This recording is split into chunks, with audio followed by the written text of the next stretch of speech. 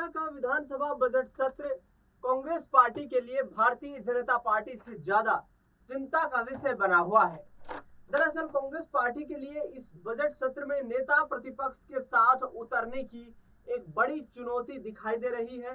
दरअसल किसे नेता प्रतिपक्ष बनाया जाए, ये जद्दोजहद लगातार हो रही है और शीर्ष हाईकमान लगातार सोच विचार की स्थिति में दिखाई दे रहा है।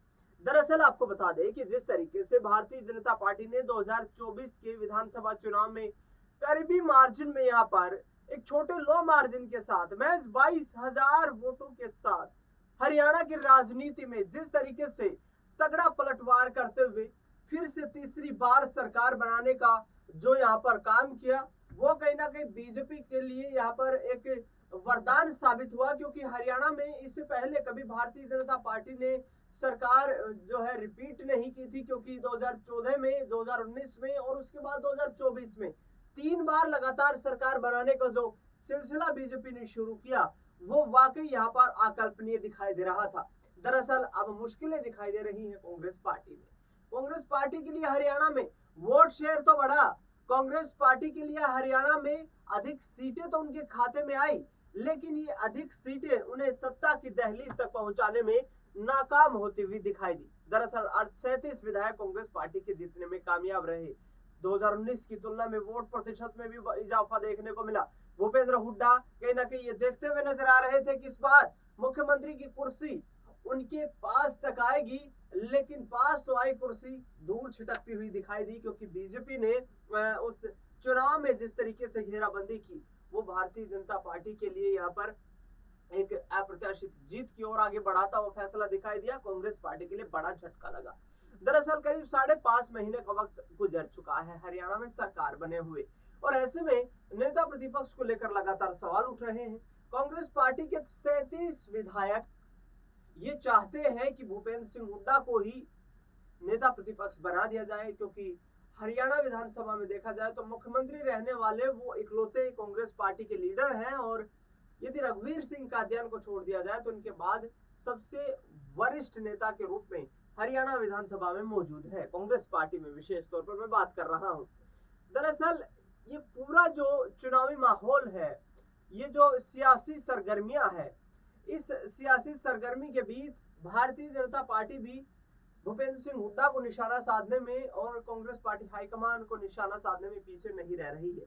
दरअसल अनिल विज जिस तरीके से तगड़ी बयानबाजी करते हुए नजर आ रहे हैं, भूपेंद्र सिंह हुड्डा के लिए ऐलान करते हुए नजर आ रहे हैं कि हरियाणा में उनके विधायक तो ये चाहते हैं कि वो हुड्डा चीफ मिनिस्टर यहाँ पर नेता प्रतिपक्ष बन जाए, लेकिन हाईकमान नहीं चाहता है कि हुड्डा को जिम्मेदारी दी जाए। आखिरकार क्यों हाईकमान नहीं चाहता, क्यों प्रियंका गांधी, राहुल गांधी नहीं चाहते कि भूपेंद्र सिंह हुड्डा को हरियाणा में नेता प्रतिपक्ष बनाया जाए? अनिल विज के इस बयान के बाद इस पर चर्चा करेंगे, सुनिए जरा। बिल्कुल विकासशील बजट पेश किया गया, हर वर्ग के बारे में बताया गया, हर वर्ग, युवाओं के बारे में बताया गया है, खेलों के बारे में बताया गया है, किसानों के बारे में बताया गया है, सभी प्रकार से शिक्षा के बारे में बताया गया, स्वास्थ्य के बारे में बताया गया। जो जो योजनाएं हैं सरकार की सारी महामहिम राज्यपाल ने रखी हैं उसमें, तो ये बहुत प्रोग्रेसिव बजट है। मैं भी कई सालों से देखता आ रहा हूँ, कई सालों से गवर्नर साहब के एड्रेस मैंने देखे, तो बहुत अच्छा उन्होंने आज अपना अभिभाषण दिया है। देखिए, कांग्रेस पार्टी के अंदर बड़ी ज़बरदस्त लड़ाई चल रही है। कुछ विधायक तो चाह रहे हैं कि हुड्डा साहब बन जाएं विधायक दल के नेता, लेकिन शायद हाई कमांड नहीं चाह रही है, तो यही झगड़ा चल रहा है। बार बार मीटिंगें हो रही हैं, बार बार कभी उनके प्रभारी करते हैं, कभी कोई और नेता करता है, लेकिन लगभग 5.5 महीने बीतने वाले हैं, अब अभी तक ये अपना नेता नहीं तय कर सके। ये सरकारें क्या चलाएंगे, विपक्ष क्या चलाएंगे, विपक्ष की भूमिका क्या अदा करेंगे? तो सुना आपने जिस तरीके से अनिल विज करारा निशाना साधते हुए नजर आ रहे हैं भूपेंद्र हुड्डा को लेकर। उनका साफ तौर पर कहना है कि हाईकमान नहीं चाहती है कि फिर से कांग्रेस पार्टी के लिए मुश्किलें खड़ी की जाए। दरअसल कांग्रेस पार्टी अब असमंजस में इसलिए फंसी हुई है कि जाट वोट बैंक जो है वो तो कहीं ना कहीं 2024 में कांग्रेस पार्टी के लिए एक वरदान साबित हुआ। एकजुट होकर के कांग्रेस पार्टी के लिए वोट भी डाले गए, लेकिन जो जीटी बेल्ट और अहिरवाल का इलाका है, इन दोनों जो जोन है इसमें कांग्रेस पार्टी को बड़ा झटका लगा। अहिरवाल के इलाके में आने वाली 13 विधानसभा सीटों में से 11 सीटों पर कांग्रेस पार्टी को करारी हार का सामना करना पड़ा। जीटी बेल्ट में आने वाली 22 सीटों में से 19 सीटों पर भारतीय जनता पार्टी ने परचम लहराया और कांग्रेस पार्टी को करारी हार का सामना करना पड़ा। ये सीटें सोनीपत, पानीपत, करनाल, कुरुक्षेत्र जिले से आती है। अब देखा जाए तो बागड़ बेल्ट, वहां पर कांग्रेस पार्टी मजबूत रही क्योंकि अच्छी खासी तादाद में जो जाट वोट बैंक है वो निर्णायक भूमिका में था। जाट वोट बैंक एकजुट होता हुआ नजर आया। किसान आंदोलन का रोष भी लोगों में था और जिसको देखते हुए हरियाणा में कांग्रेस की जो एक लहर चलती हुई दिखा रही थी, उसको देखते हुए यहाँ पर लोगों ने विश्वास जताया कांग्रेस पार्टी पर, जिसके चलते 37 सीटें जीतने में कांग्रेस पार्टी ने कामयाबी भी हासिल की। ऐसे में कांग्रेस पार्टी हाईकमान ये नहीं चाहती कि ये मजबूत धड़ा उनसे छूट जाए। दूसरी ओर आपको बता दें कि अभय सिंह चौटाला और अजय सिंह चौटाला भी हुड्डा के लिए एक बड़ी चुनौती है, क्योंकि यदि जाट वोट शिफ्ट होगा तो चौटाला परिवार ही विकल्प दिखाई देता है। ऐसे में कांग्रेस पार्टी हाईकमान के लिए ये भी चिंता का विषय है। दूसरी ओर कुमारी शैलजा और रणदीप सिंह सुरजेवाला जिस तरीके का रुख अपना रहे हैं वो भी उनके लिए आगे आने वाले वक्त में बड़ी चुनौती बन सकता है।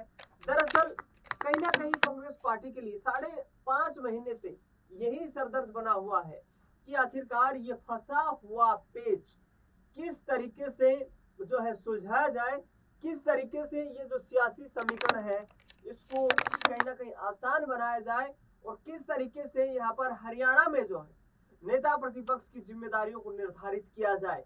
क्योंकि 2014, 2019, 2024 ये 3 चुनाव ऐसे रहे जिनमें हरियाणा में विधानसभा चुनाव के दौरान भूपेंद्र सिंह हुड्डा जो है सुपर पावर कांग्रेस में दिखाई दिए। उसका खामियाजा 2024 के आते आते ये भुगतना पड़ा कि कांग्रेस पार्टी को अंदरूनी कलह का सामना भी करना पड़ा। चुनाव के मतदान से 2 दिन पहले यानी कि 3 अक्टूबर को जिस तरीके से कुमारी शैलजा ने जो बयान दिया था, उन्होंने कहा कि मैं नहीं जानती कि भूपेंद्र सिंह हुड्डा से आखिरी बातचीत मेरी कब हुई थी।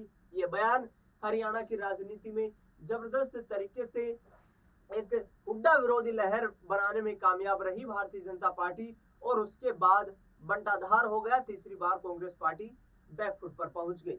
देखना दिलचस्प होगा कि बजट सत्र में किस तरीके से अब कांग्रेस पार्टी मुस्तैदी दिखा पाती है, क्योंकि यहाँ पर दावे ये किया जा रहे हैं कि हम भारतीय जनता पार्टी की उन तमाम नीतियों का पर्दाफाश करेंगे जो चुनावी वादे उन्होंने अपने घोषणा पत्र में रखे थे। फिलहाल इस खास कार्यक्रम में इतना ही। आपकी क्या राय प्रतिक्रिया हमें कमेंट बॉक्स में जरूर बताएं। देश दुनिया से जुड़ी तमाम बड़ी खबरों के लिए देखते रहिए SPN9।